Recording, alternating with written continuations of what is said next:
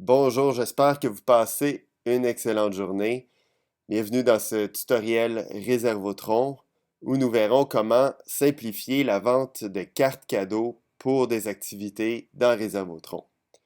Ce tutoriel sera séparé en trois parties différentes.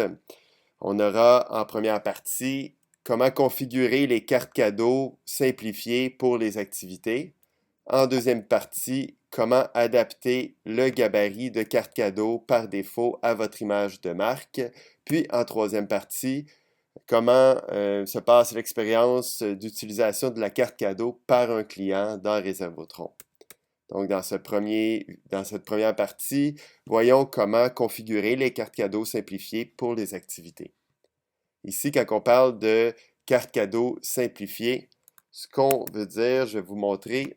Ici, je suis dans un compte test Réservotron. Puis, j'ai en ce moment deux menus là, pour la réservation, soit d'activités, soit d'équipements et services. Ici, dans mes activités, on a l'option de permettre aux clients d'offrir en cadeau des billets pour une activité. Donc, dans ce cas-là, si le client clique sur offrir en cadeau, ben, il pourra, par exemple, sélectionner le nombre de billets qu'il veut pour chaque type de participant. Donc, s'il veut inviter un ami avec son enfant, il pourrait dire j'achète un billet adulte, un billet enfant, puis je l'offre à quelqu'un de mon choix, puis la personne pourra réserver gratuitement pour un adulte et un enfant à sa guise. Maintenant, ce formulaire-là est très utilisé et très intéressant.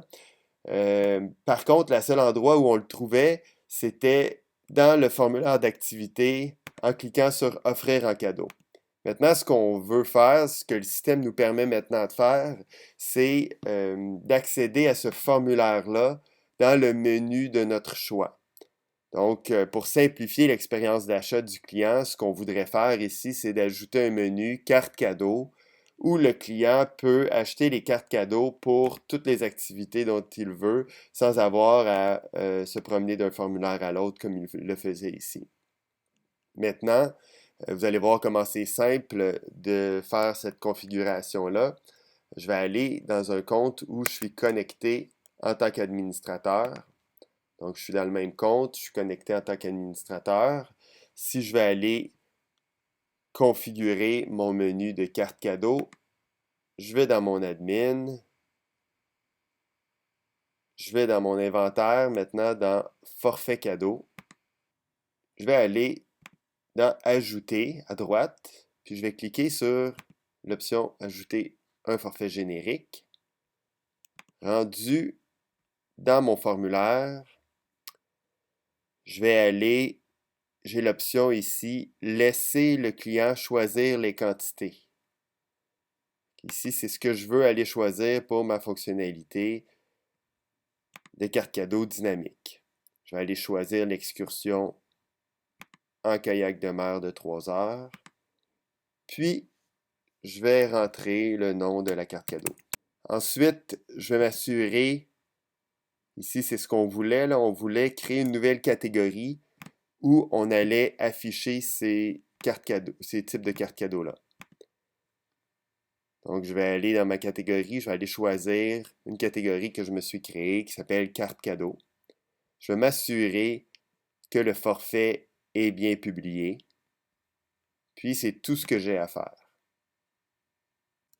La prochaine étape sera d'aller dans ma catégorie pour aller sélectionner une image pour ma catégorie. Ici, la catégorie carte cadeau, c'est celle que j'avais choisie pour afficher mes cartes cadeaux dynamiques. Je vais simplement aller ajouter une image que j'avais téléchargée précédemment qui correspond au visuel que je veux. Je vais sauvegarder ma catégorie.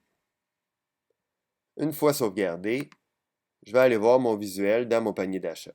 On voulait avoir une nouvelle section cartes cadeaux d'où on pouvait acheter des cartes cadeaux de façon dynamique en choisissant le nom de chaque participant puis c'est vraiment ce qu'on a.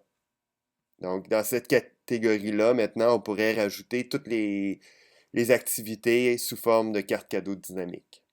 Pour la prochaine étape, pour modifier le gabarit des cartes cadeaux, je vous invite à passer à la partie 2, qui va être dans une autre vidéo, d'où vous allez avoir le lien dans la description de cette vidéo. Merci, à bientôt.